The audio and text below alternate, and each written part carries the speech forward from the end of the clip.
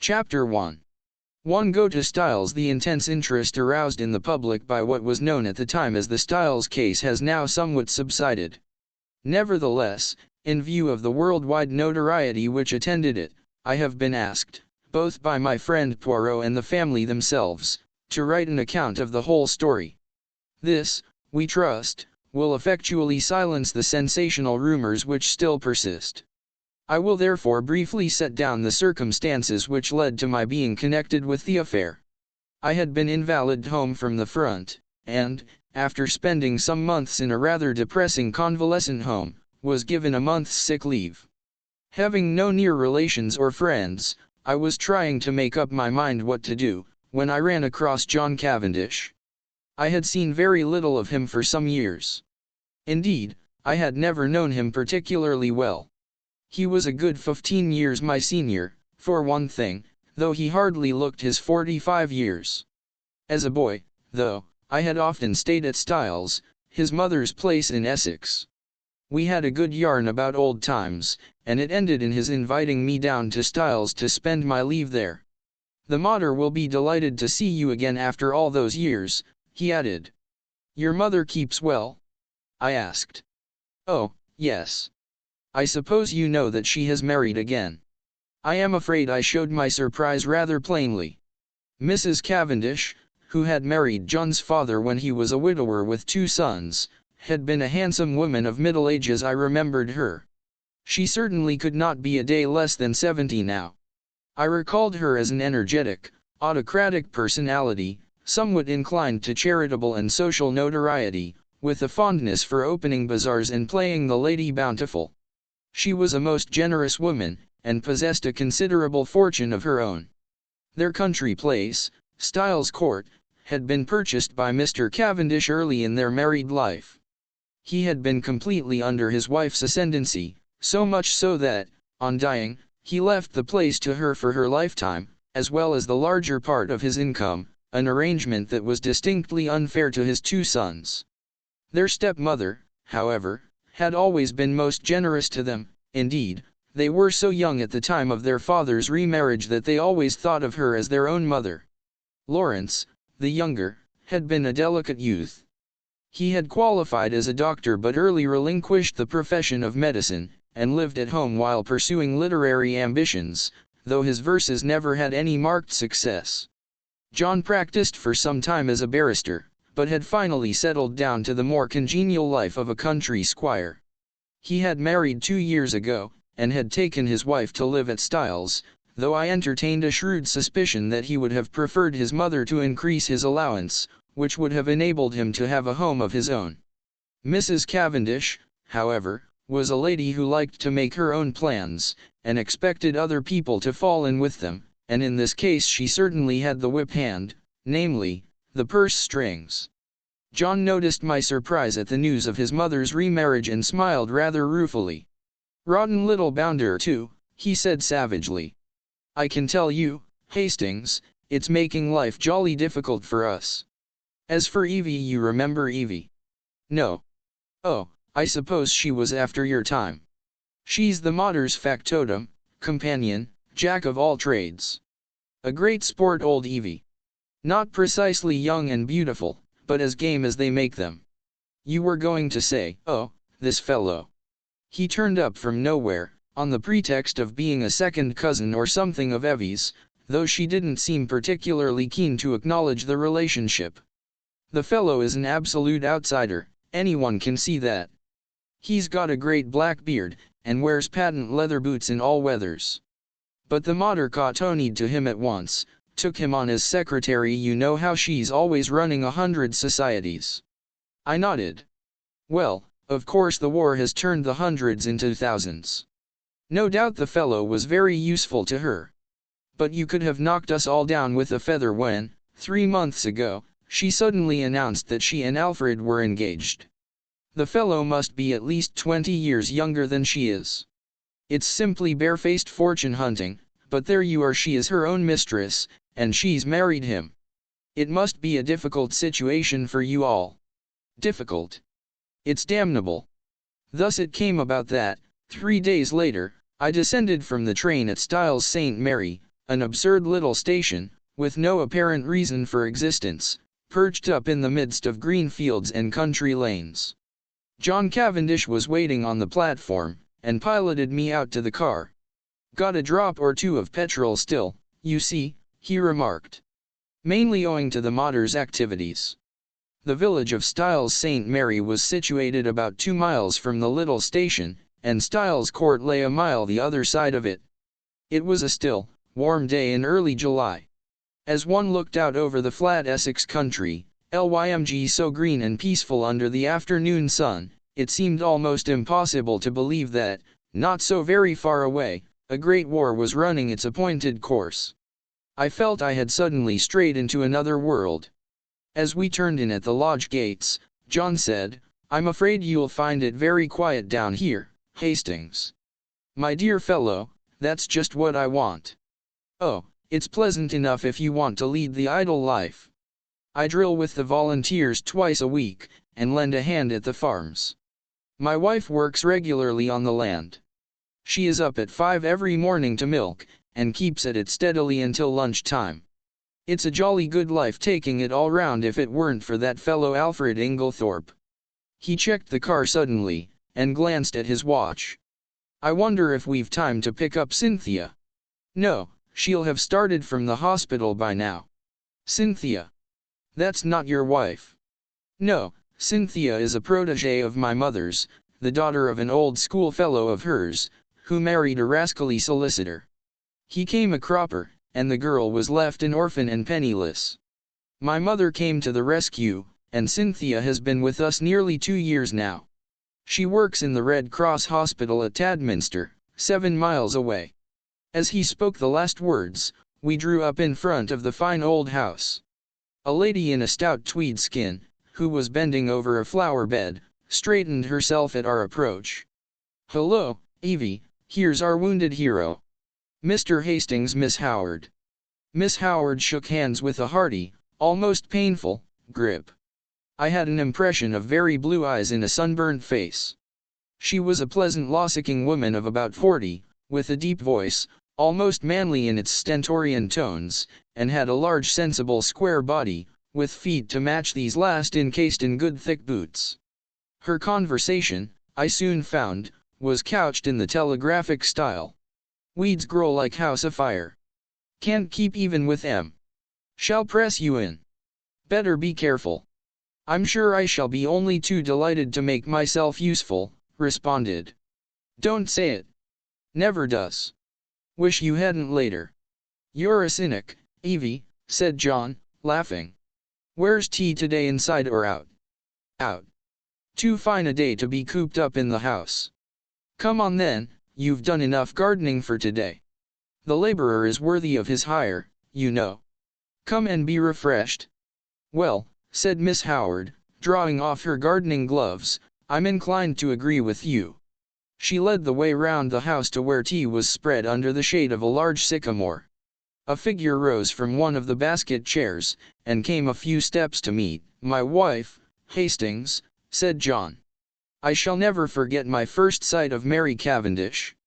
Her tall, slender form, outlined against the bright light, the vivid sense of slumbering fire that seemed to find expression only in those wonderful tawny eyes of hers, remarkable eyes, different from any other woman's that I have ever known, the intense power of stillness she possessed, which nevertheless conveyed the impression of a wild untamed spirit in an exquisitely civilized body, all these things are burnt into my memory.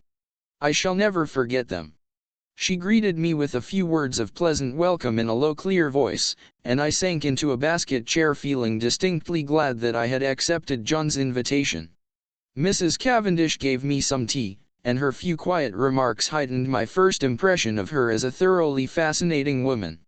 An appreciative listener is always stimulating, and I described, in a humorous manner, certain incidents of my convalescent home, in a way which, I flatter myself, greatly amused my hostess.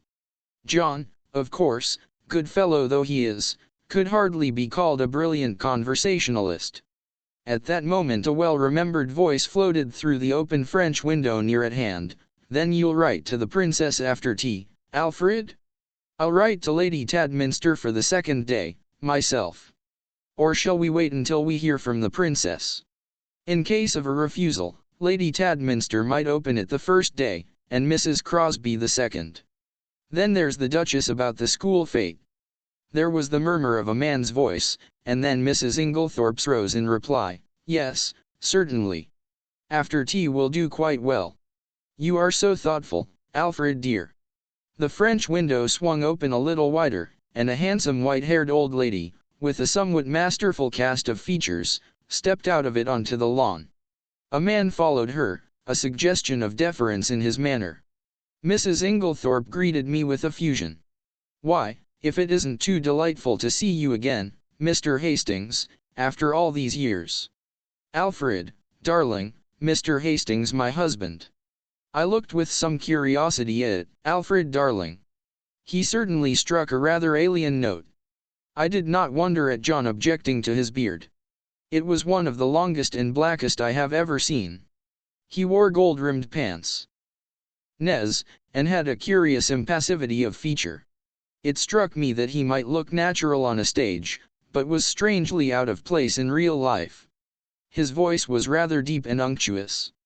He placed a wooden hand in mine and said, "This is a pleasure, Mr. Hastings." Then, turning to his wife, "Emily dearest, I think that cushion is a little damp." She beamed fondly on him, as he substituted another with every demonstration of the tenderest care. Strange infatuation of an otherwise sensible woman. With the presence of Mr. Inglethorpe, a sense of constraint and veiled hostility seemed to settle down upon the company. Miss Howard, in particular, took no pains to conceal her feelings. Mrs. Inglethorpe, however, seemed to notice nothing unusual. Her volubility, which I remembered of old, had lost nothing in the intervening years, and she poured out a steady flood of conversation, mainly on the subject of the forthcoming bazaar which she was organizing and which was to take place shortly. Occasionally she referred to her husband over a question of days or dates. His watchful and attentive manner never varied. From the very first I took a firm and rooted dislike to him, and I flatter myself that my first judgments are usually fairly shrewd. Presently Mrs. Inglethorpe turned to give some instructions about letters to Evelyn Howard, and her husband addressed me in his painstaking voice, "Is soldiering your regular profession, Mr. Hastings?" "No, before the war I was in Lloyd's." "And you will return there after it is over?" "Perhaps. Either that or a fresh start altogether." Mary Cavendish leaned forward. "What would you really choose as a profession, if you could just consult your inclination?" "Well, that depends." "No secret hobby?" she asked. "Tell me you're drawn to something." "Everyone is usually something absurd."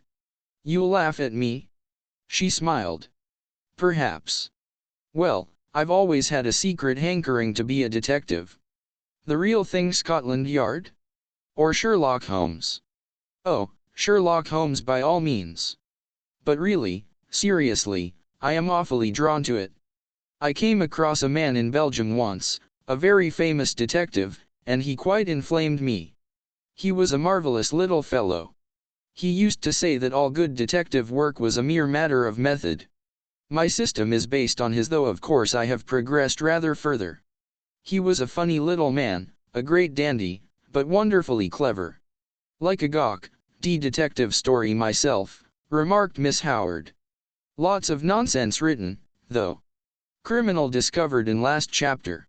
Everyone dumbfounded. Real crime you'd know at once." "There have been a great number of undiscovered crimes," I argued. "Don't mean the police, but the people that are right in it. The family. You couldn't really hoodwink them. They'd know."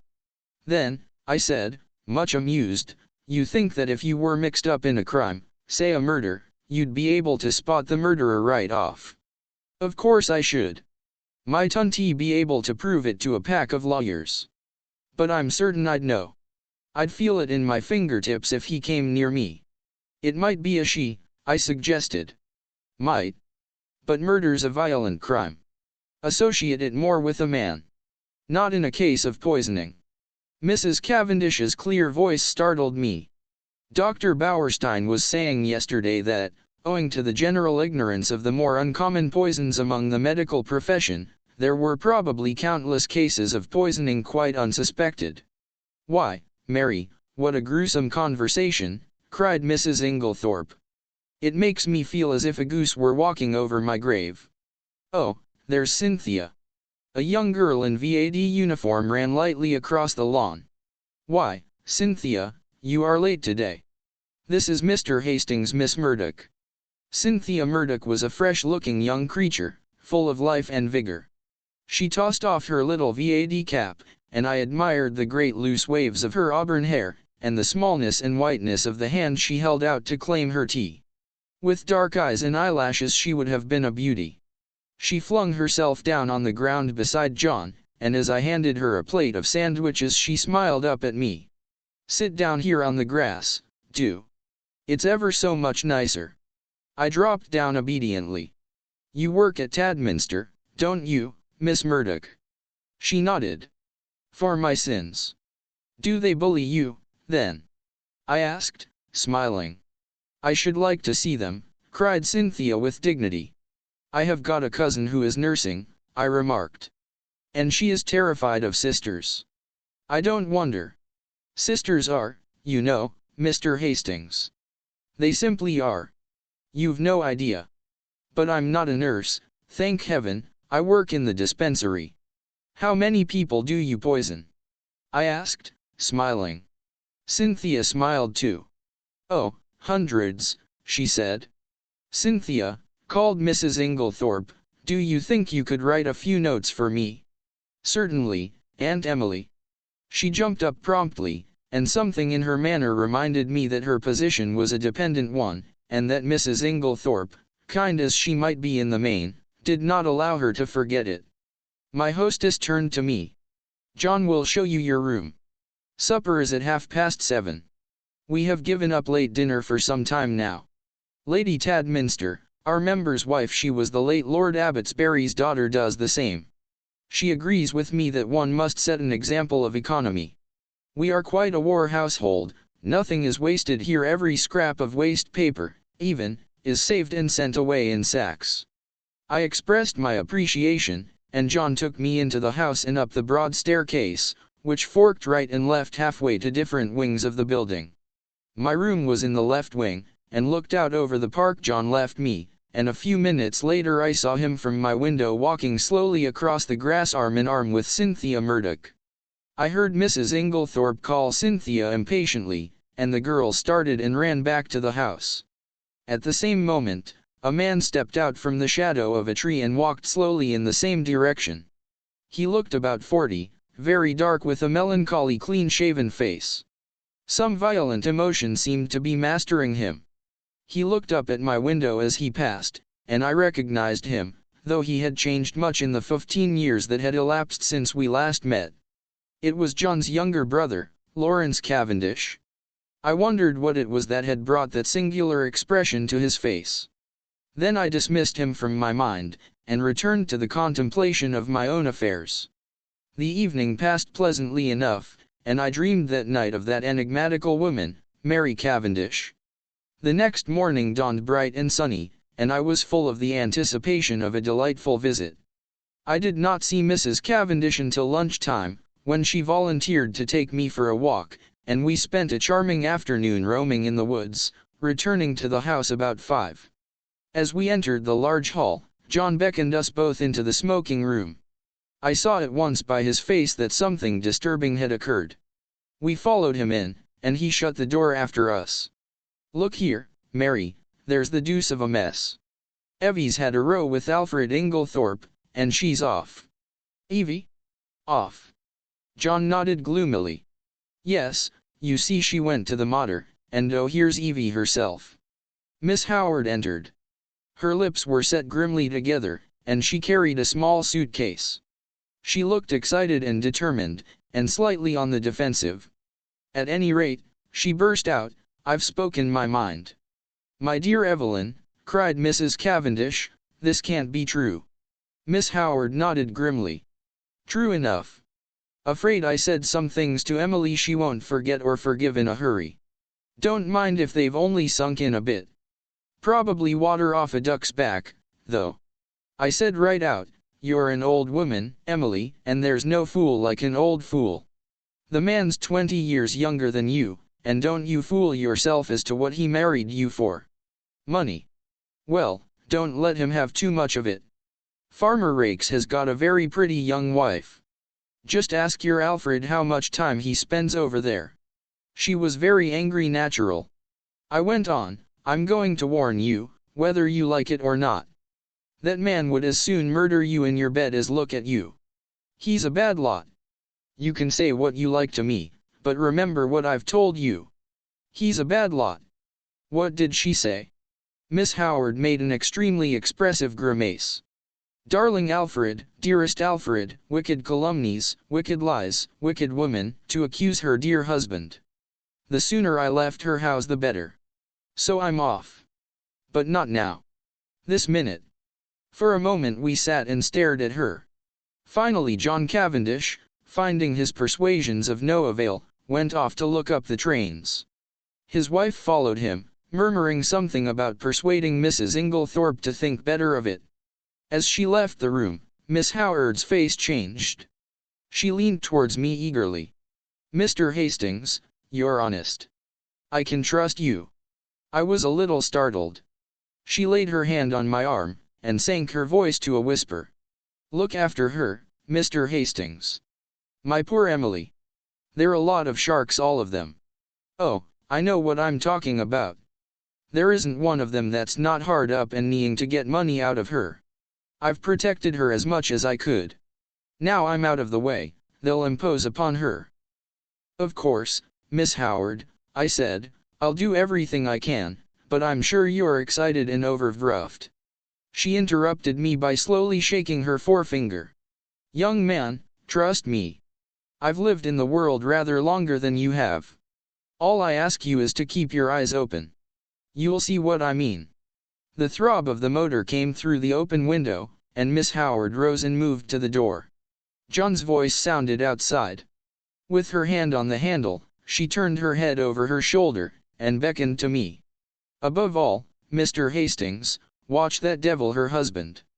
There was no time for more. Miss Howard was swallowed up in an eager chorus of protests and goodbyes. The Inglethorpes did not appear. As the motor drove away, Mrs. Cavendish suddenly detached herself from the group, and moved across the drive to the lawn to meet a tall bearded man who had been evidently making for the house. The color rose in her cheeks as she held out her hand to him. Who is that? I asked sharply, for instinctively I distrusted the man. That's Dr. Bauerstein, said John shortly. And who is Dr. Bauerstein? He's staying in the village doing a rest cure, after a bad nervous breakdown. He's a London specialist, a very clever man, one of the greatest living experts on poisons, I believe. And he's a great friend of Mary's, put in Cynthia, the irrepressible. John Cavendish frowned and changed the subject. Come for a stroll, Hastings.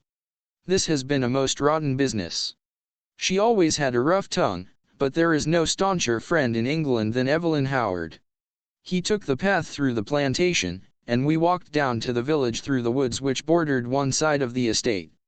As we passed through one of the gates on our way home again, a pretty young woman of gypsy type coming in the opposite direction bowed and smiled. That's a pretty girl, I remarked appreciatively. John's face hardened. That is Mrs. Rakes. The one that Miss Howard, exactly, said John, with rather unnecessary abruptness. I thought of the white-haired old lady in the big house, and that vivid wicked little face that had just smiled into ours, and a vague chill of foreboding crept over me. I brushed it aside. Styles is really a glorious old place, I said to John. He nodded rather glock, Millie. Yes, it's a fine property, it'll be mine someday, should be mine now by rights, if my father had only made a decent will. And then I shouldn't be so damned hard up as I am now. Hard up, are you? My dear Hastings, I don't mind telling you that I'm at my wit's end for money. Couldn't your brother help you? Lawrence?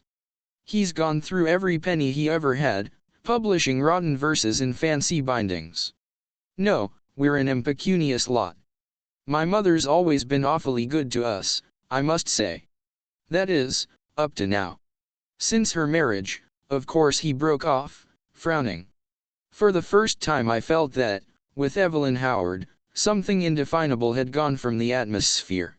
Her presence had spelt security. Now that security was removed and the air seemed rife with suspicion. The sinister face of Dr. Bauerstein recurred to me unpleasantly. A vague suspicion of everyone and everything filled my mind. Just for a moment I had a premonition of approaching evil. Chapter 11. The 16th and 17th of July I had arrived at Styles on the 5th of July. I come now to the events of the 16th and 17th of that month. For the convenience of the reader I will recapitulate the incidents of those days in as exact a manner as possible. They were elicited subsequently at the trial by a process of long and tedious cross-examinations. I received a letter from Evelyn Howard a couple of days after her departure, telling me she was working as a nurse at the big hospital in Middle Ingham, a manufacturing town some 15 miles away, and begging me to let her know if Mrs. Inglethorpe should show any wish to be reconciled. The only fly in the ointment of my peaceful days was Mrs. Cavendish's extraordinary, and, for my part, unaccountable preference for the society of Dr. Bauerstein. What she saw in the man I cannot imagine, but she was always asking him up to the house, and often went off for long expeditions with him. I must confess that I was quite unable to see his attraction. The 16th of July fell on a Monday. It was a day of turmoil. The famous bazaar had taken place on Saturday, and an entertainment, in connection with the same charity, at which Mrs. Inglethorpe was to recite a war poem, was to be held that night. We were all busy during the morning arranging and decorating the hall in the village where it was to take place. We had a late luncheon and spent the afternoon resting in the garden. I noticed that John's manner was somewhat unusual. He seemed very excited and restless. After tea, Mrs. Inglethorpe went to lie down to rest before her efforts in the evening, and I challenged Mary Cavendish to a single at tennis. About 6:45, Mrs. Inglethorpe called us that we should be late as supper was early that night. We had rather a scramble to get ready into me, and before the meal was over the motor was waiting at the door. The entertainment was a great success, Mrs. Inglethorpe's recitation receiving tremendous applause. There were also some tableaux in which Cynthia took pan. She did not return with us, having been asked to a supper party, and to remain the night with some friends who had been acting with her in the tableaux. The following morning, Mrs. Inglethorpe stayed in bed to breakfast, as she was rather overtired, but she appeared in her briskest mood about 12:30, and swept Lawrence and myself off to a luncheon party. Such a charming invitation from Mrs. Ralston. Lady Tadminster's sister, you know. The Ralstons came over with the Conqueror, one of our oldest families. Mary had excused herself on the plea of an engagement with Dr. Bauerstein.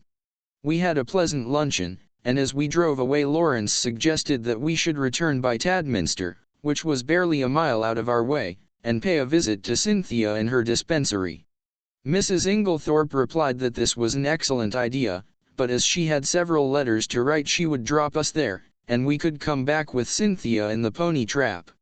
We were detained under suspicion by the hospital porter, until Cynthia appeared to vouch for us, looking very cool and sweet in her long white overall. She took us up to her sanctum, and introduced us to her fellow dispenser, a rather awe-inspiring individual, whom Cynthia cheerily addressed as Nibs. "What a lot of bottles!" I exclaimed, as my eye traveled round the small room. "Do you really know what's in them all?" "Say something original," groaned Cynthia. "Every single person who comes up here says that. We are really thinking of bestowing a prize on the first individual who does not say, 'Vivi had a lot of bottles.' And I know the next thing you're going to say is, 'How many people have you poisoned?'" I pleaded guilty with a laugh. "If you people only knew how fatally easy it is to poison someone by mistake, you wouldn't joke about it. Come on, let's have tea. We've got all sorts of secret stores in that cupboard." "No, Lawrence, that's the poison cupboard." "The big cupboard, that's right." We had a very cheery tea, and assisted Cynthia to wash up afterwards. We had just put away the last teaspoon when a knock came at the door. The countenances of Cynthia and Nibs were suddenly petrified into a stern and forbidding expression. "Come in," said Cynthia, in a sharp professional tone. A young and rather scared-looking nurse appeared with a bottle which she proffered to Nibs, who waved her towards Cynthia with the somewhat enigmatical remark, "I'm not really here today." Cynthia took the bottle and examined it with the severity of a judge. "This should have been sent up this morning. Sister is very sorry. She forgot. Sister should read the rules outside the door." I gathered from the little nurse's expression that there was not the least likelihood of her having the hardihood to retail this message to the dreaded sister. "So now it can't be done until tomorrow," finished Cynthia. "Don't you think you could possibly let us have it tonight?" "Well," said Cynthia graciously, "we are very busy, but if we have time it shall be done." The little nurse withdrew, and Cynthia promptly took a jar from the shelf, refilled the bottle, and placed it on the table outside the door. I laughed. "Discipline must be maintained." "Exactly. Come out on our little balcony. You can see all the outside wards there." I followed Cynthia and her friend and they pointed out the different wards to me. Lawrence remained behind, but after a few moments Cynthia called to him over her shoulder to come and join us. Then she looked at her watch. "Nothing more to do, Nibs?" "No." "All right. Then we can lock up and go." I had seen Lawrence in quite a different light that afternoon. Compared to John, he was an astoundingly difficult person to get to know. He was the opposite of his brother in almost every respect, being unusually shy and reserved. Yet he had a certain charm of manner, and I fancied that, if one really knew him well, one could have a deep affection for him. I had always fancied that his manner to Cynthia was rather constrained, and that she on her side was inclined to be shy of him. But they were both gay enough this afternoon, and chatted together like a couple of children. As we drove through the village, I remembered that I wanted some stamps, so accordingly we pulled up at the post office. As I came out again, I cannoned into a little man who was just entering. I drew aside and apologized, when suddenly, with a loud exclamation, he clasped me in his arms and kissed me warmly. "Mon ami Hastings," he cried. "It is indeed mon ami Hastings." "Poirot!" I exclaimed. Turned to the pony trap.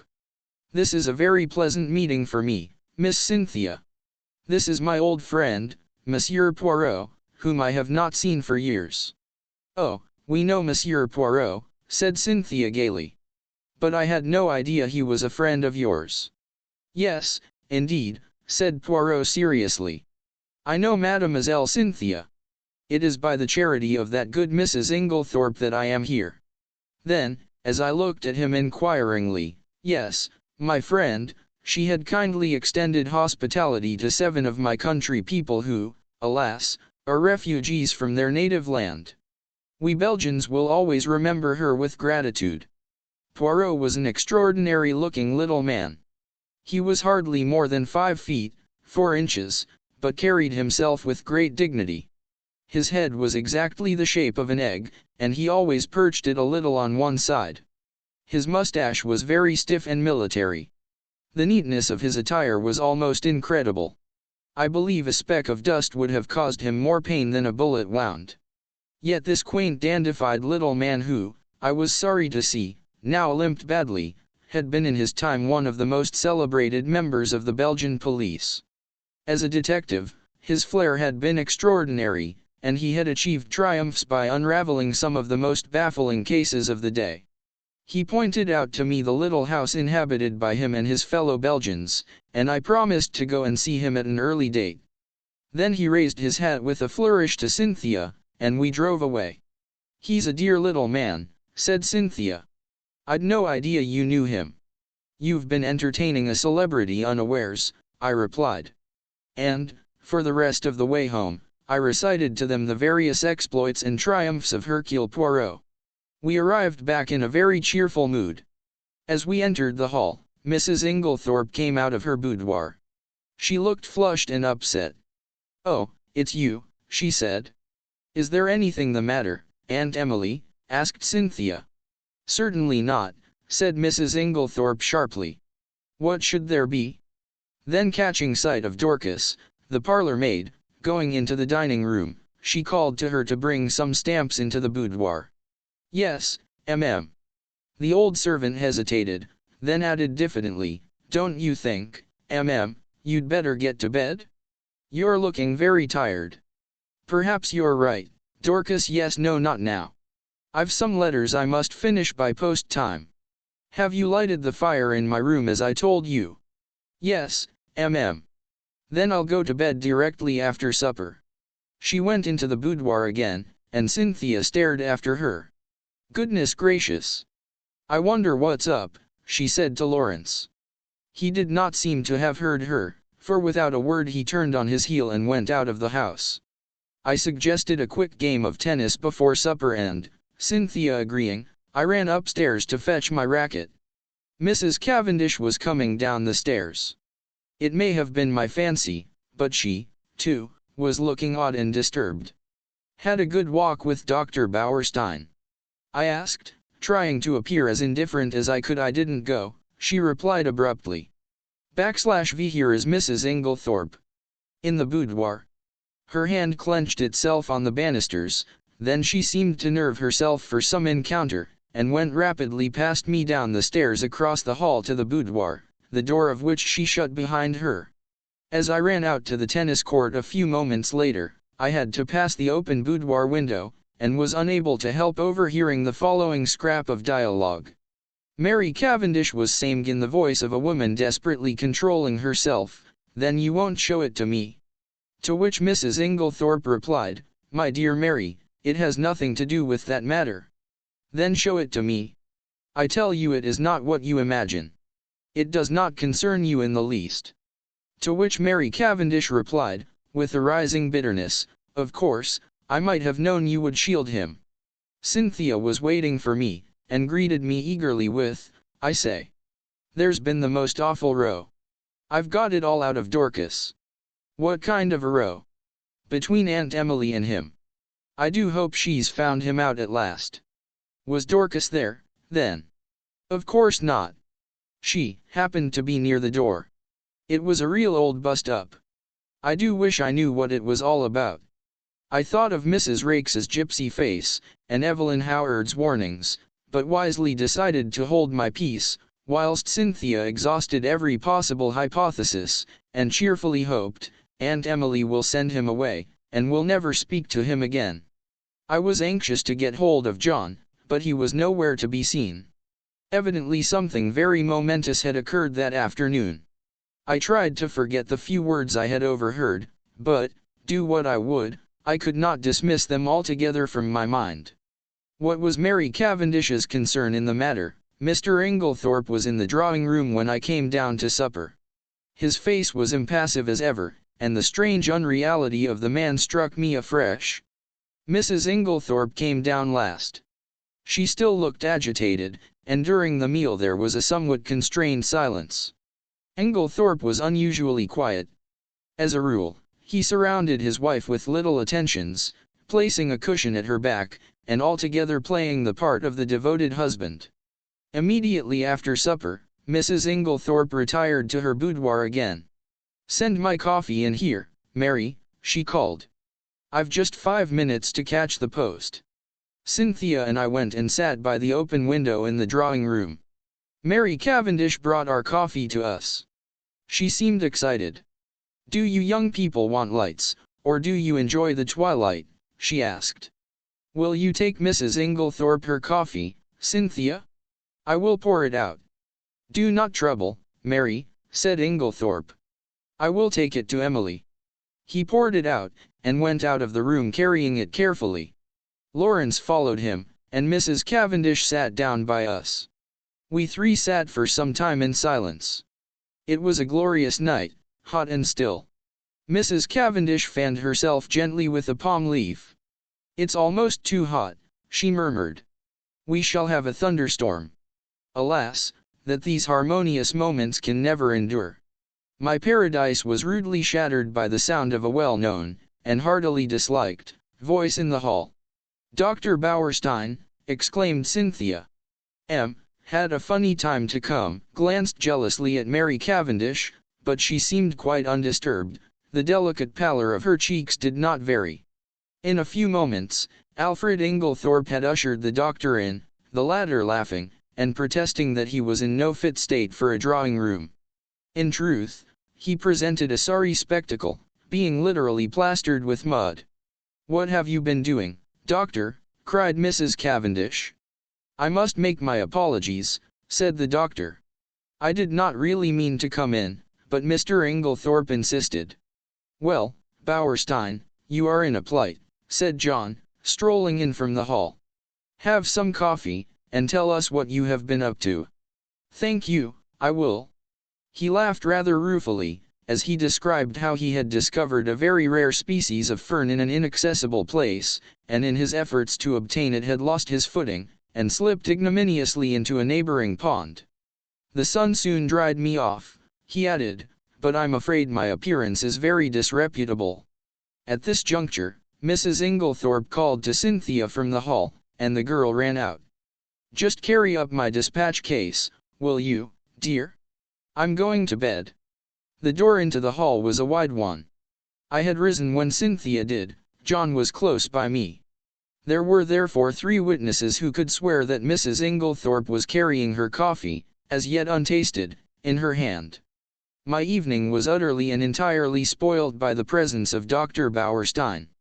It seemed to me the man would never go. He rose at last, however, and I breathed a sigh of relief. "I'll walk down to the village with you," said Mr. Inglethorpe. "I must see our agent over those estate accounts." He turned to John. "No one need sit up. I will take the latch key." Chapter 111. The night of the tragedy. To make this part of my story clear, I append the following plan of the first floor of Styles. The servants' rooms are reached through the door B. They have no communication with the right wing, where the Inglethorpe's rooms were situated. Illustration: it seemed to be the middle of the night when I was awakened by Lawrence Cavendish. He had a candle in his hand, and the agitation of his face told me at once that something was seriously wrong. "What's the matter?" I asked, sitting up in bed, and trying to collect my scattered thoughts. "We are afraid my mother is very ill.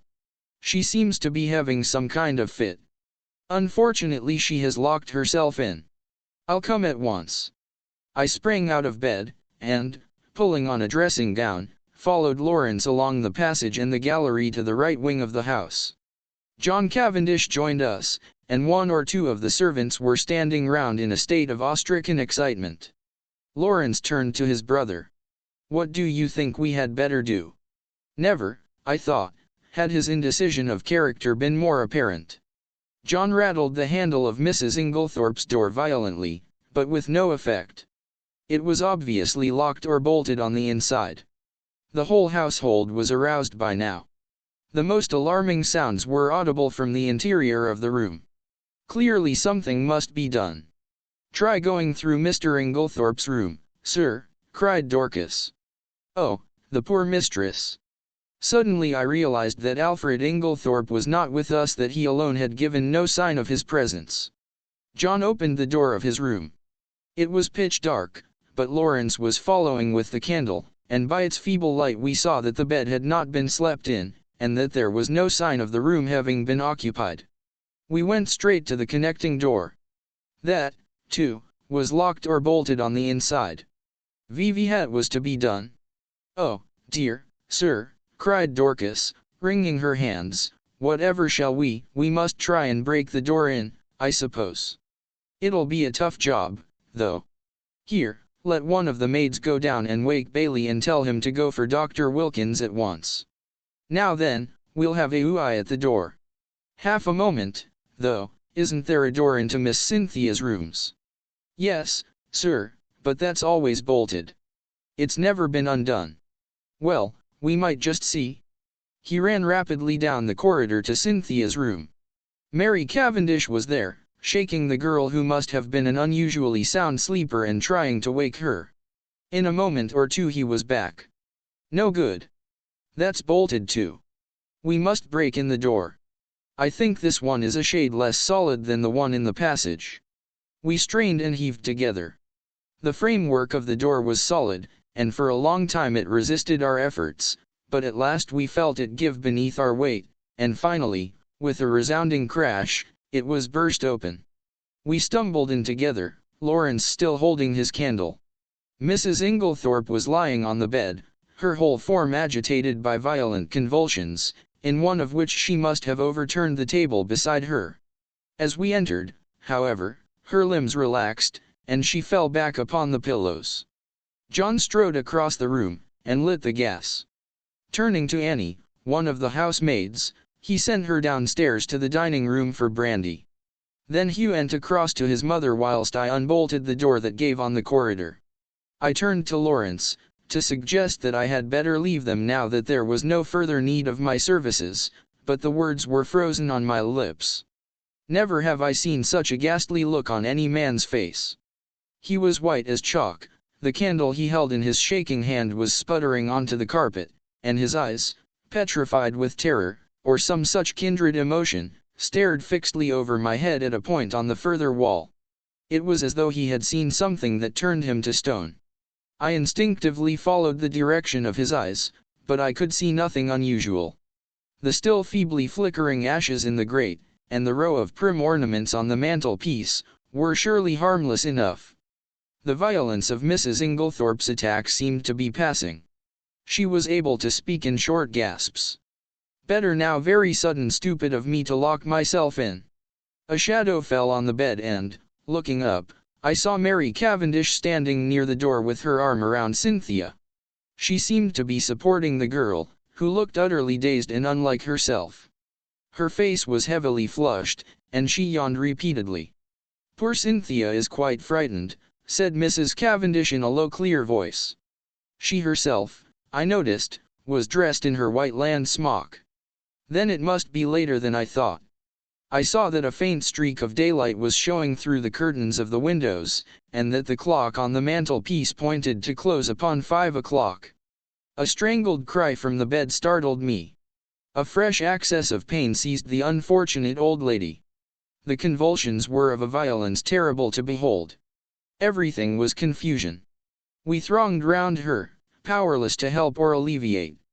A final convulsion lifted her from the bed, until she appeared to rest upon her head and her heels, with her body arched in an extraordinary manner.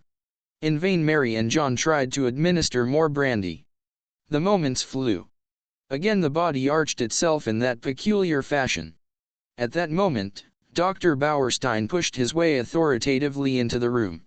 For one instant he stopped dead, staring at the figure on the bed, and, at the same instant, Mrs. Inglethorpe cried out in a strangled voice, her eyes fixed on the doctor, "Alfred, Alfred!" Then she fell back motionless on the pillows. With a stride, the doctor reached the bed, and seizing her arms worked them energetically, applying what I knew to be artificial respiration. He issued a few short sharp orders to the servants. An imperious wave of his hand drove us all to the door. We watched him, fascinated, though I think we all knew in our hearts that it was too late, and that nothing could be done now. I could see by the expression on his face that he himself had little hope. Finally he abandoned his task, shaking his head gravely. At that moment, we heard footsteps outside, and Dr. Wilkins, Mrs. Inglethorpe's own doctor, a portly, fussy little man, came bustling in. In a few words Dr. Bauerstein explained how he had happened to be passing the lodge gates as the car came out, and had run up to the house as fast as he could, whilst the car went on to fetch Dr. Wilkins. With a faint gesture of the hand, he indicated the figure on the bed. "Very sad. Very sad," murmured Dr. Wilkins. "Poor dear lady. Always did far too much against my advice. I warned her. Her heart was far from strong. Take it easy, I said to her, take it easy. But no, her zeal for good works was too great. Nature rebelled." Dr. Bauerstein, I noticed, was watching the local doctor narrowly. He still kept his eyes fixed on him as he spoke. "The convulsions were of a peculiar violence, Dr. Wilkins. I am sorry you were not here in time to witness them. They were quite tetanic in character." "Ah," said Dr. Wilkins wisely. "I should like to speak to you in private," said Dr. Bauerstein. He turned to John. "You do not object?" "Certainly not." We all trooped out into the corridor, leaving the two doctors alone, and I heard the key turned in the lock behind us. We went slowly down the stairs. I was violently excited. I have a certain talent for deduction, and Dr. Bauerstein's manner had started a flock of wild surmises in my mind. Mary Cavendish laid her hand upon my arm.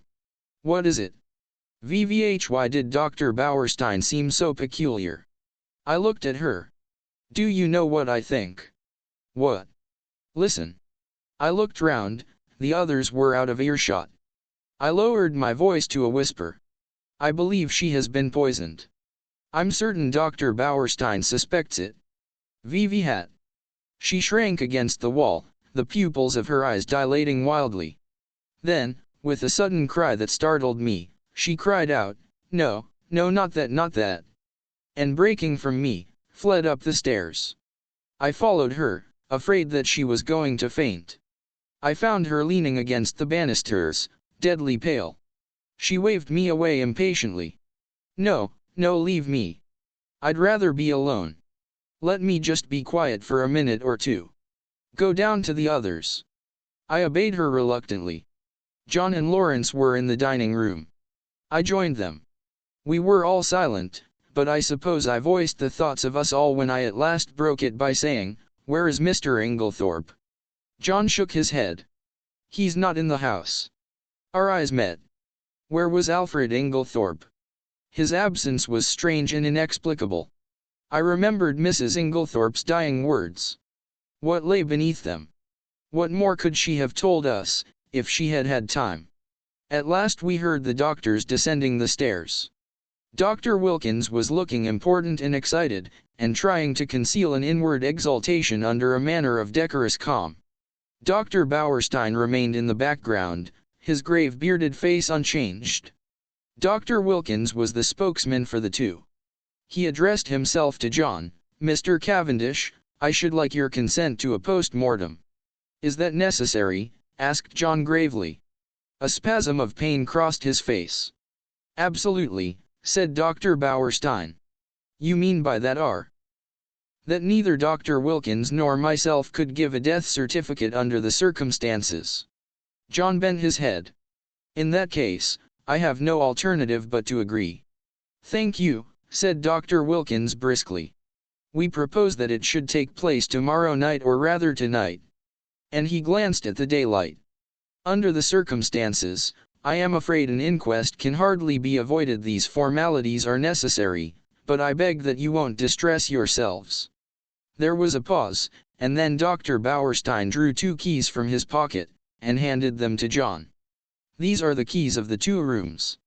I have locked them and, in my opinion, they would be better kept locked for the present."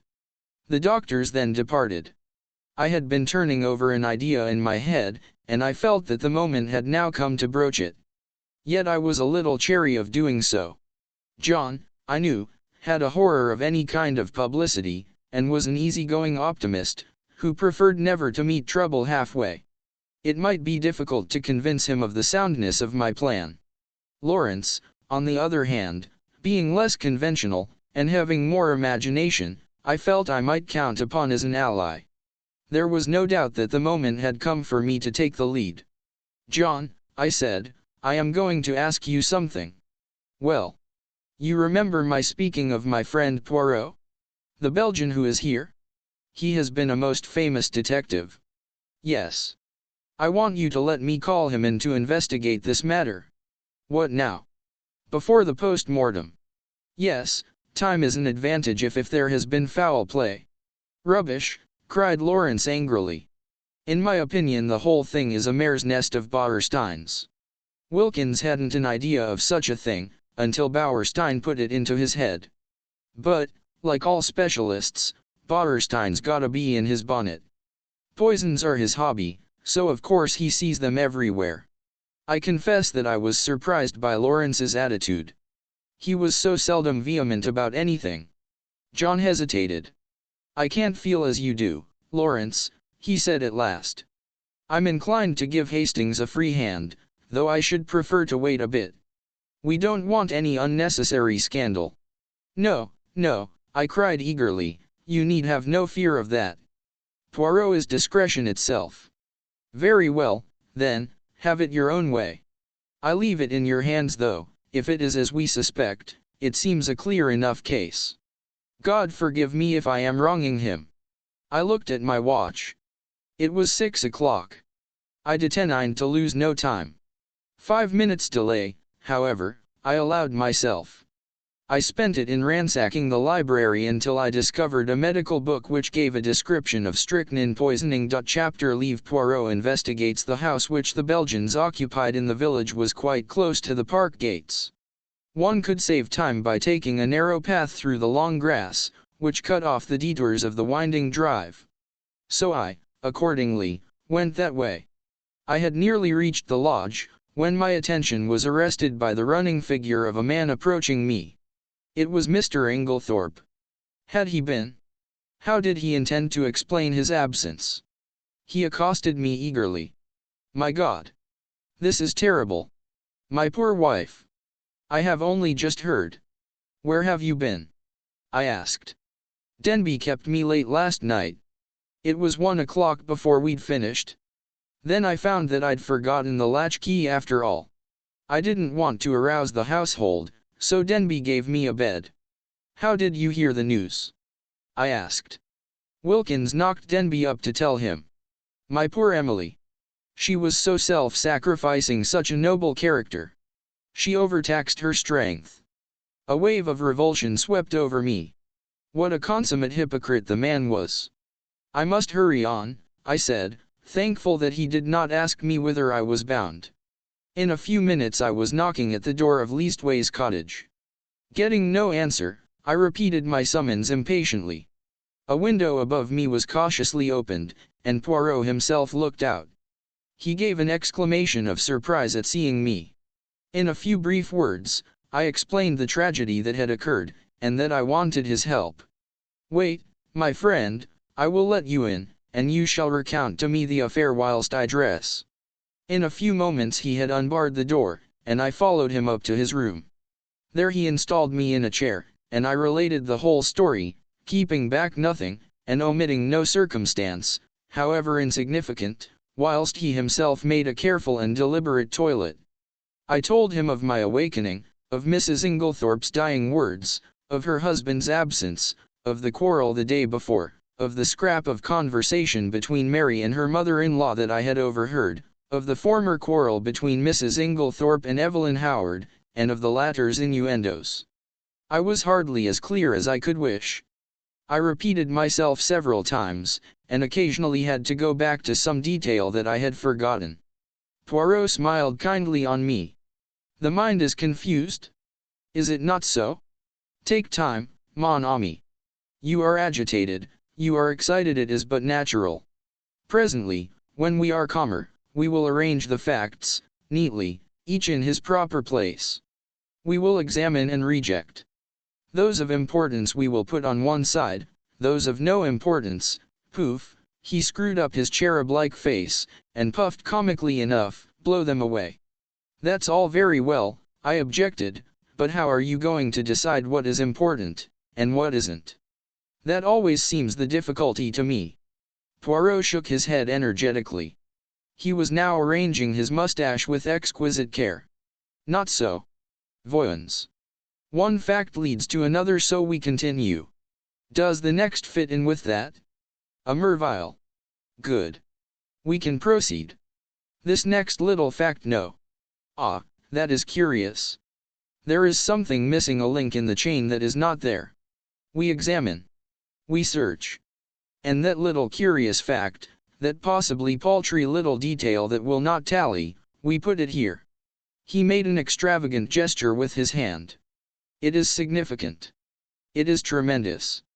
Y_es_ah. Poirot shook his forefinger so fiercely at me that I quailed before beware. Peril to the detective who says, it is so small it does not it matter. It will not agree. I will forget it.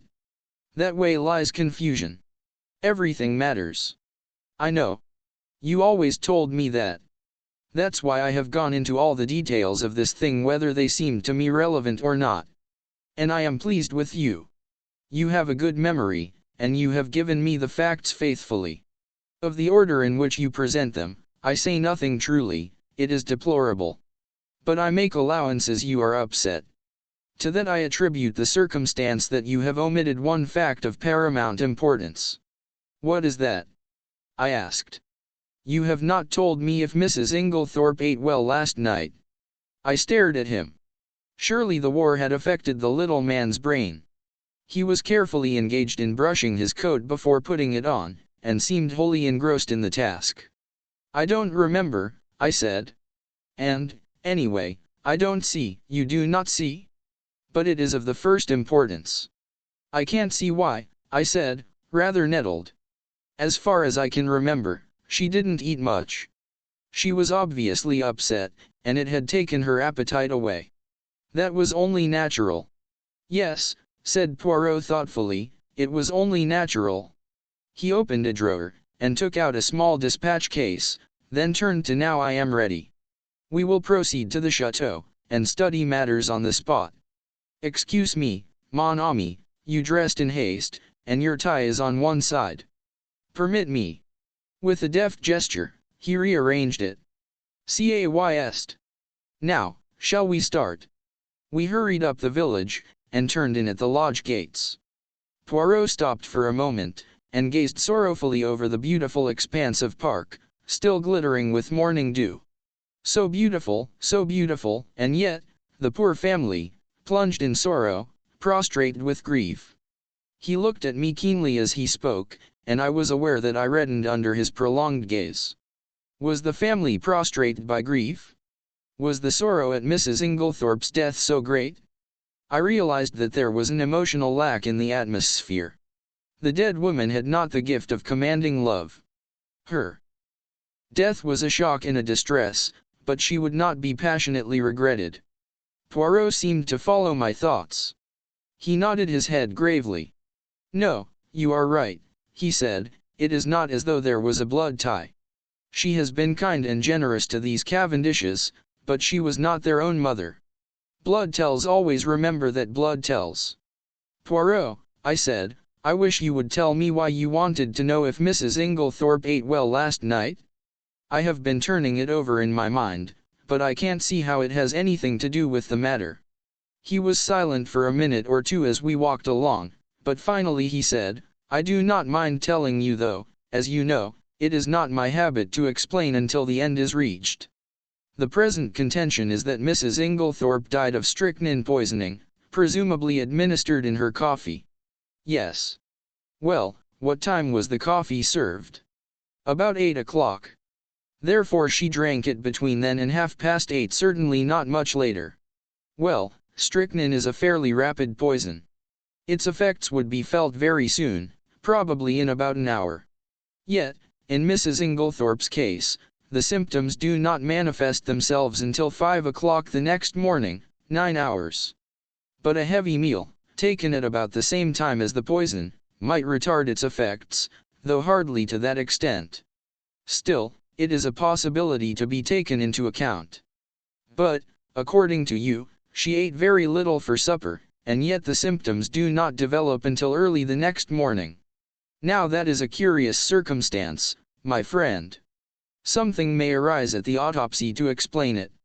In the meantime, remember it." As we neared the house, John came out and met us. His face looked weary and haggard.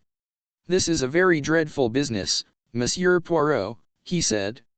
"Hastings has explained to you that we are anxious for no publicity. I comprehend perfectly. You see, it is only suspicion so far. We have nothing to go upon." "Precisely. It is a matter of precaution only." John turned to me, taking out his cigarette case, and lighting a cigarette as he did so. "You know that fellow Inglethorpe is back?" "Yes. I met him." John flung the match into an adjacent flower bed, a proceeding which was too much for Poirot's feelings. He retrieved it, and buried it neatly. "It's jolly difficult to know how to treat him." "That difficulty will not exist long," pronounced Poirot quietly. John looked puzzled, not quite understanding the portent of this cryptic saying. He handed the 2 keys which Dr. Bauerstein had given him to me. Show Monsieur Poirot everything he wants to see. The rooms are locked, asked Poirot.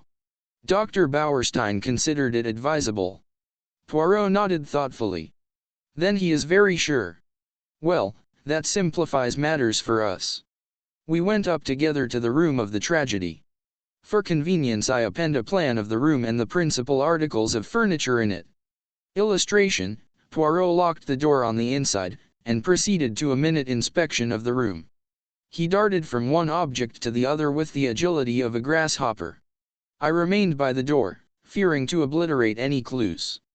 Poirot, however, did not seem grateful to me for my forbearance. "What have you, my friend?" he cried, "that you remain there like how do you say it? Ah, yes, the stuck pig." I explained that I was afraid of obliterating any footmarks. Footmarks? But what an idea! There has already been practically an army in the room. What footmarks are we likely to find? No, come here and aid me in my search. I will put down my little case until I need it. He did so, on the round table by the window, but it was an ill-advised proceeding, for, the top of it being loose, it tilted up, and precipitated the dispatch case on the floor. "Et voilà un table," cried Poirot. "Ah, my friend, one may live in a big house and yet have no comfort." After which piece of moralizing, he resumed his search. A small purple dispatch case, with a key in the lock, on the writing table, engaged his attention for some time. He took out the key from the lock, and passed it to me to inspect. I saw nothing peculiar, however. It was an ordinary key of the Yale type, with a bit of twisted wire through the handle. Next, he examined the framework of the door we had broken in, assuring himself that the bolt had really been shot. Then he went to the door opposite leading into Cynthia's room. That door was also bolted, as I had stated. However, he went to the length of unbolting it, and opening and shutting it several times. This he did with the utmost precaution against making any noise. Suddenly something in the bolt itself seemed to rivet his attention. He examined it carefully, and then, nimbly whipping out a pair of small forceps from his case, he drew out some minute particle which he carefully sealed up in a tiny envelope. On the chest of drawers there was a tray with a spirit lamp and a small saucepan on it. A small quantity of a dark fluid remained in the saucepan, and an empty cup and saucer that had been drunk out of stood near it. I wondered how I could have been so unobservant as to overlook this. Here was a clue worth having. Poirot delicately dipped his finger into liquid, and tasted it gingerly. He made a grimace. "Cocoa with I think rum in it." He passed on to the debris on the floor, where the table by the bed had been overturned. A reading lamp, some books, matches, a bunch of keys, and the crushed fragments of a coffee cup lay scattered about. "Ah, this is curious," said Poirot. "I must confess that I see nothing particularly curious about it." "You do not? Observe the lamp. The chimney is broken in two places, they lie there as they fell. But see, the coffee cup is absolutely smashed to powder." "Well," I said wearily, "I suppose someone must have stepped on it." "Exactly," said Poirot, in an odd voice. "Someone stepped on it." He rose from his knees, and walked slowly across to the mantelpiece, where he stood abstractedly fingering the ornaments, and straightening them, a trick of his when he was agitated. "Mon ami," he said, turning to me, "somebody stepped on that cup, grinding it to powder, and the reason they did so was either because it contained strychnine, or, which is far more serious, because it did not contain strychnine." I made no reply. I was bewildered, but I knew that it was no good asking him to explain. In a moment or two he roused himself, and went on with his investigations.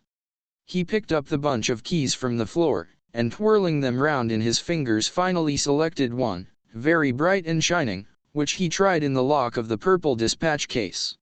It fitted, and he opened the box, but after a moment's hesitation, closed and relocked it, and slipped the bunch of keys, as well as the key that had originally stood in the lock, into his own pocket. I have no authority to go through these papers, but it should be done at once. He then made a very careful examination of the drawers of the washstand crossing the room to the left-hand window, a round stain, hardly visible on the dark brown carpet, seemed to interest him particularly. He went down on his knees, examining it minutely, even going so far as to smell it. Finally, he poured a few drops of the cocoa into a test tube, sealing it up carefully. His next proceeding was to take out a little notebook. "We have found in this room," he said, writing busily, 6 points of interest. "Shall I enumerate them, or will you?" "Oh, you," I replied hastily. "Very well, then. 1. A coffee cup that has been ground into powder. 5. A dispatch case with a key in the lock. 3. A stain on the floor." "That may have been done some time ago," I interrupted. "No, for it is still perceptibly damp and smells of coffee." 4. A fragment of some dark green fabric, only a thread or two, but recognizable." "Ah!" I cried. "That was what you sealed up in the envelope?" "Yes. It may turn out to be a piece of one of Mrs. Inglethorpe's own dresses, and quite unimportant. We shall see. 5. This."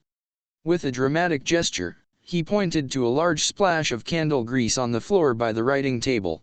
"It must have been done since yesterday, otherwise a good housemaid would have at once removed it with blotting paper and a hot iron. One of my best hats once, but that is not to the point. It was very likely done last night. We were very agitated. Or perhaps Mrs. Inglethorpe herself dropped her candle." "You brought only one candle into the room?" "Yes. Lawrence Cavendish was carrying it. But he was very upset. He seemed to see something over here," Elle indicated the mantelpiece, "that absolutely paralysed him." "That is interesting," said Poirot quickly. "Yes, it is suggestive," his eye sweeping the whole length of the wall, "but it was not his candle that made this great patch, for you perceive that this is white grease, whereas Monsieur Lawrence's candle, which is still on the dressing table, is pink. On the other hand, Mrs. Inglethorpe had no candlestick in the room, only a reading lamp." "Then," I said, "what do you deduce?" To which my friend only made a rather irritating reply, urging me to use my own natural faculties. "And the 6th point?" I asked. "I suppose it is the sample of cocoa." "No," said Poirot thoughtfully. "I might have included that in the 6, but I did not. No, the 6th point I will keep to myself for the present." He looked quickly round the room. "There is nothing more to be done here, I think, unless—" he stared earnestly and long at the dead ashes in the grate. "The fire burns and it destroys. But by chance there might be, let us see." Deftly, on hands and knees, he began to sort the ashes from the grate into the fender, handling them with the greatest caution. Suddenly, he gave a faint exclamation. "The forceps, Hastings." I quickly handed them to him, and with skill he extracted a small piece of half-charred paper. "There, mon ami," he cried. \What do you think of that?" Scrutinized the fragment. "This is an exact reproduction of it." Illustration. I was puzzled. It was unusually thick, quite unlike ordinary note paper. Suddenly an idea struck me. "Poirot," I cried. "This is a fragment of a will." "Exactly." I looked up at him sharply. "You are not surprised?" "No," he said gravely, "I expected it." I relinquished the piece of paper, and watched him put it away in his case, with the same methodical care that he bestowed on everything. My brain was in a whirl. What was this complication of a will? Who had destroyed it? The person who had left the candle grease on the floor. Obviously. But how had anyone gained admission? All the doors had been bolted on the inside. "Now, my friend," said Poirot briskly, "we will go. I should like to ask a few questions of the parlour-maid Dorcas. Her name is it not?" We passed through Alfred Inglethorpe's room, and Poirot delayed long enough to make a brief but fairly comprehensive examination of it. We went out through that door, locking both it and that of Mrs. Inglethorpe's room as before. I took him down to the boudoir which he had expressed a wish to see, and went myself in search of Dorcas. When I returned with her, however, the boudoir was empty. "Poirot," I cried, "where are you?" "I am here, my friend." He had stepped outside the French window, and was standing, apparently lost in admiration, before the various shaped flower beds. "Admirable," he murmured. "Admirable. What symmetry! Observe that crescent, and those diamonds, their neatness rejoices the eye. The spacing of the plants, also, is perfect. It has been recently done, is it not so?" "Yes, I believe they were at it yesterday afternoon. But come in, Dorcas is here." "Eh bien, eh bien. Do not grudge me a moment's satisfaction of the eye." "Yes, but this affair is more important." "And how do you know that these fine begonias are not of equal importance?" I shrugged my shoulders. There was really no arguing with him if he chose to take that line. "You do not agree? But such things have been. Well, we will come in and interview the brave Dorcas." Dorcas was standing in the boudoir, her hands folded in front of her, and her grey hair rose in stiff waves under her white cap. She was the very model and picture of a good old-fashioned servant. In her attitude towards Poirot, she was inclined to be suspicious, but he soon broke down her defenses. He drew forward a chair. "Pray be seated, mademoiselle." "Thank you, sir. You have been with your mistress many years, is it not so?" 10 years, sir." "That is a long time, and very faithful service. You were much attached to her, were you not?" "She was a very gawk, mistress to me, sir." "Then you will not object to answering a few questions. I put them to you with Mr. Cavendish's full approval." "Oh, certainly, sir. Then I will begin by asking you about the events of yesterday afternoon. Your mistress had a quarrel?" "Yes, sir. But I don't know that I ought." Poirot looked at her keenly. Dorcas hesitated. "My good Dorcas, it is necessary that I should know every detail of that quarrel as fully as possible. Do not think that you are betraying your mistress's secrets. Your mistress lies dead, and it is necessary that we should know all if we are to avenge her. Nothing can bring her back to life, but we do hope, if there has been foul play, to bring the murderer to justice." "Amen to that," said Dorcas fiercely. "And, naming no names, there's one in this house that none of us could ever abide. And an ill day it was when first he darkened the threshold." Poirot waited for her indignation to subside, and then, resuming his business-like tone, he asked, "Now, as to this quarrel? What is the first you heard of it?" "Well, sir, I happened to be going along the hall outside yesterday." "What time was that?" "I couldn't say exactly, sir, but it wasn't tea time by a long way. Perhaps 4 o'clock, or it may have been a bit later.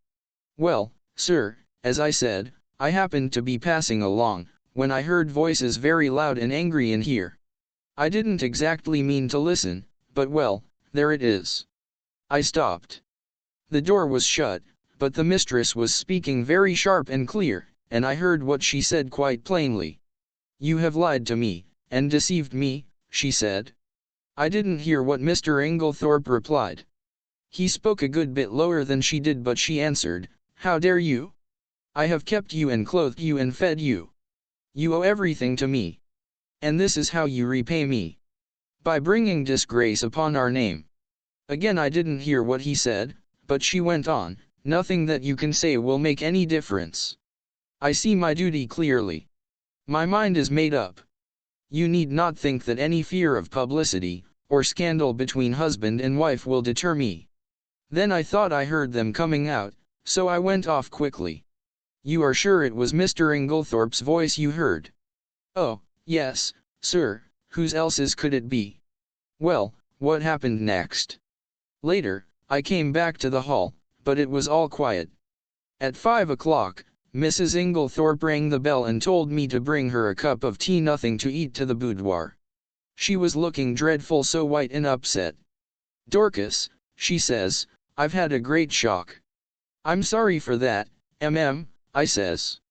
'You'll feel better after a nice hot cup of tea, She had something in her hand. I don't know if it was a letter, or just a piece of paper, but it had writing on it, and she kept staring at it, almost as if she couldn't believe what was written there. She whispered to herself, as though she had forgotten I was there, these few words, and everything's changed. And then she says to me, 'Never trust a man, Dorcas, they're not worth it." I hurried off, and got her a good strong cup of tea, and she thanked me, and said she'd feel better when she'd drunk it. "I don't know what to do," she says. "Scandal between husband and wife is a dreadful thing, Dorcas. I'd rather hush it up if I could." Mrs. Cavendish came in just then, so she didn't say any more. She still had the letter, or whatever it was, in her hand. "Yes, sir." "What would she be likely to do with it afterwards?" "Well, I don't know, sir. I expect she would lock it up in that purple case of hers." "Is that where she usually kept important papers?" "Yes, sir. She brought it down with her every morning, and took it up every night." "When did she lose the key of it?" "She missed it yesterday at lunch time, sir, and told me to look carefully for it. She was very much put out about it." "But she had a duplicate key?" "Oh, yes, sir." Dorcas was looking very curiously at him and, to tell the truth, so was I. What was all this about a lost key? Poirot smiled. "Never mind, Dorcas, it is my business to know things. Is this the key that was lost?" He drew from his pocket the key that he had found in the lock of the dispatch case upstairs. Dorcas's eyes looked as though they would pop out of her head. "That's it, sir, right enough. But where did you find it?" "I looked everywhere for it."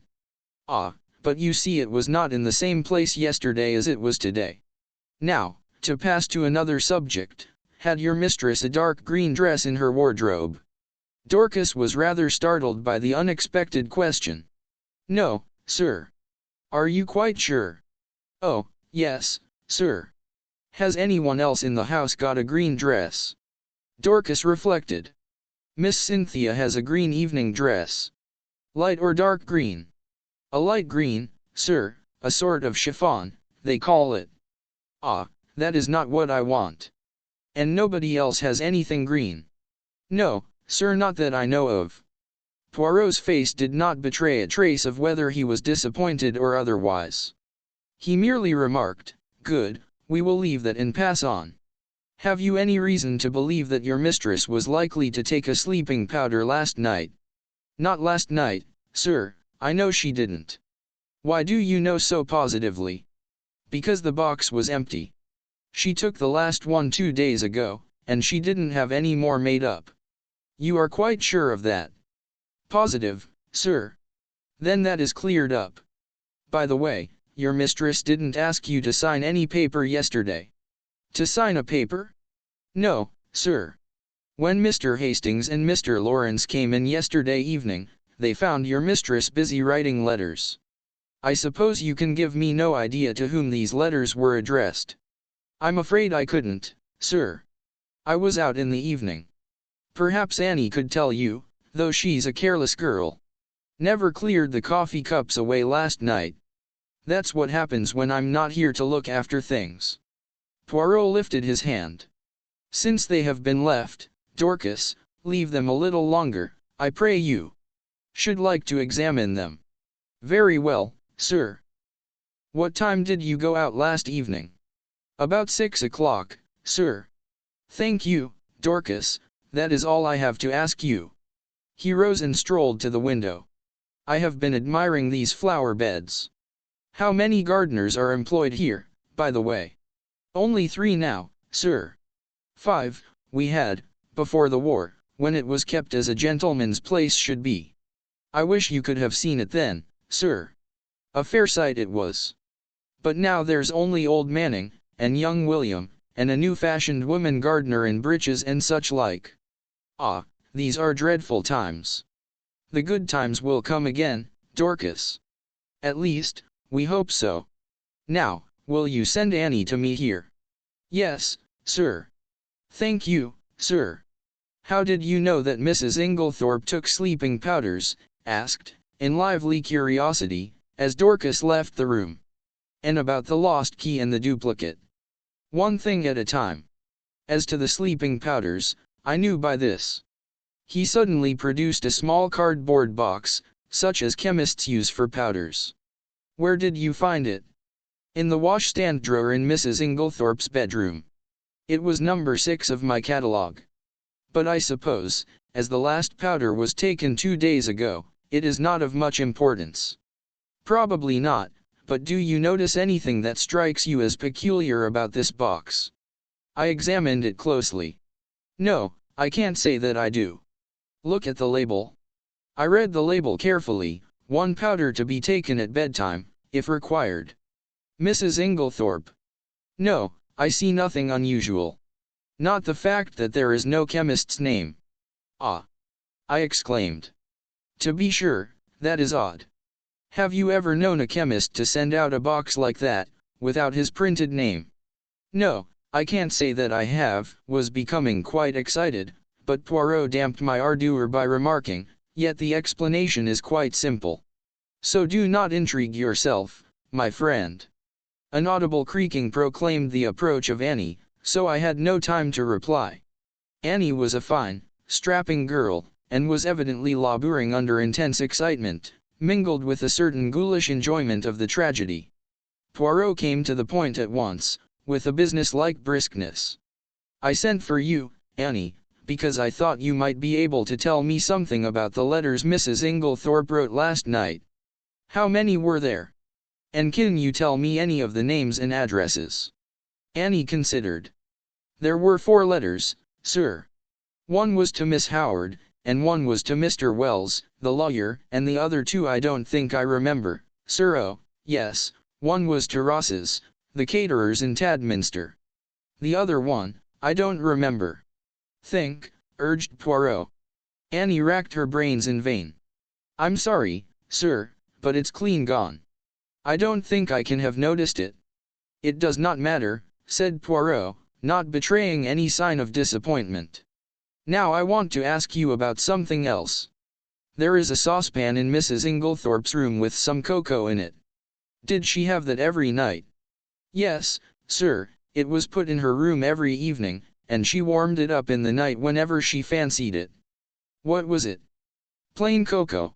Yes, sir, made with milk, with a teaspoonful of sugar, and 2 teaspoonfuls of rum in it. Who took it to her room? I did, sir. Always. Yes, sir. At what time? When I went to draw the curtains, as a rule, sir. Did you bring it straight up from the kitchen then? No, sir, you see there's not much room on the gas stove, so cook used to make it early, before putting the vegetables on for supper. Then I used to bring it up, and put it on the table by the swing door, and take it into her room later. The swing door is in the left wing, is it not? Yes, sir. And the table, is it on this side of the door, or on the farther servant's side? It's this side, sir. What time did you bring it up last night? About 7:15, I should say, sir. And when did you take it into Mrs. Inglethorpe's room? When I went to shut up, sir. About 8 o'clock. Mrs. Inglethorpe came up to bed before I'd finished. Then, between 7:15 and 8 o'clock, the cocoa was standing on the table in the left wing. Yes, sir. Annie had been growing redder and redder in the face, and now she blurted out unexpectedly, and if there was salt in it, sir, it wasn't me. I never took the salt near it. What makes you think there was salt in it? Asked Poirot. Seeing it on the tray, sir. You saw some salt on the tray? Yes. Coarse kitchen salt, it looked. I never noticed it when I took the tray up, but when I came to take it into the mistress's room I saw it at once, and I suppose I ought to have taken it down again, and asked cook to make some fresh. But I was in a hurry, because Dorcas was out, and I thought maybe the cocoa itself was all right, and the salt had only gone on the tray. So I dusted it off with my apron, and took it and had the utmost difficulty in controlling my excitement. Unknown to herself, Annie had provided us with an important piece of evidence. How she would have gaped if she had realized that her coarse kitchen salt was strychnine, one of the most deadly poisons known to mankind. I marveled at Poirot's calm. His self-control was astonishing.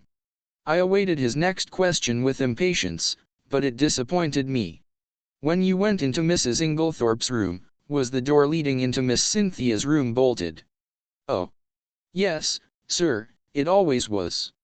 It had never been opened. And the door into Mr. Inglethorpe's room? Did you notice if that was bolted too? Annie hesitated. I couldn't rightly say, sir, it was shut, but I couldn't say whether it was bolted or not. When you finally left the room, did Mrs. Inglethorpe bolt the door after you? No, sir, not then, but I expect she did later. She usually did lock it at night. The door into the passage, that is. Did you notice any candle grease on the floor when you did the room yesterday? Candle grease? Oh, no, sir. Mrs. Inglethorpe didn't have a candle, only a reading lamp. Then, if there had been a large patch of candle grease on the floor, you think you would have been sure to have seen it? Yes, sir, and I would have taken it out with a piece of blotting paper and a hot iron. Then Poirot repeated the question he had put to Dorcas, did your mistress ever have a green dress? No, sir. Nor a mantle, nor a cape, nor a how do you call it, a sports coat? Not green, sir. Nor anyone else in the house? Annie reflected. No, sir. You are sure of that? Quite sure. Bien. That is all I want to know. Thank you very much. With a nervous giggle, Annie took herself creakingly out of the room. My pent-up excitement burst forth. Poirot, I cried, I congratulate you. This is a great discovery. What is a great discovery? Why, that it was the cocoa and not the coffee that was poisoned. That explains everything. Of course it did not take effect until the early morning, since the cocoa was only drunk in the middle of the night. So you think that the cocoa mark well what I say, Hastings, the cocoa contained strychnine. Of course. That salt on the tray, what else could it have been? It might have been salt, replied Poirot placidly. I shrugged my shoulders. If he was going to take the matter that way, it was no good arguing with him. The idea crossed my mind, not for the first time, that poor old Poirot was growing old. Privately I thought it lucky that he had associated with him someone of a more receptive type of mind. Poirot was surveying me with quietly twinkling eyes. You are not pleased with me, mon ami. My dear Poirot, I said coldly, it is not for me to dictate to you. You have a right to your own opinion, just as I have to mine.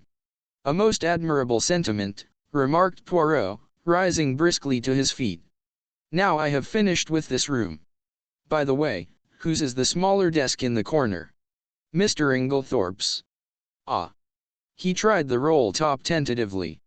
Locked. But perhaps one of Mrs. Inglethorpe's keys would open it. He tried several, twisting and turning them with a practiced hand, and finally uttering an ejaculation of satisfaction. Voila! It is not the key, but it will open it at a pinch. He slid back the roll top, and ran a rapid eye over the neatly filed papers. To my surprise, he did not examine them, merely remarking approvingly as he relocked the desk, decidedly, he is a man of method, this Mr. Inglethorpe. A man of method was, in Poirot's estimation, the highest praise that could be bestowed on any individual. I felt that my friend was not what he had been as he rambled on disconnectedly. There were no stamps in his desk, but there might have been, mon ami? There might have been. Yes, his eyes wandered round the room, this boudoir has nothing more to tell us. It did not yield much. Only he pulled a crumpled envelope out of his pocket, and tossed it over to me. It was rather a curious document.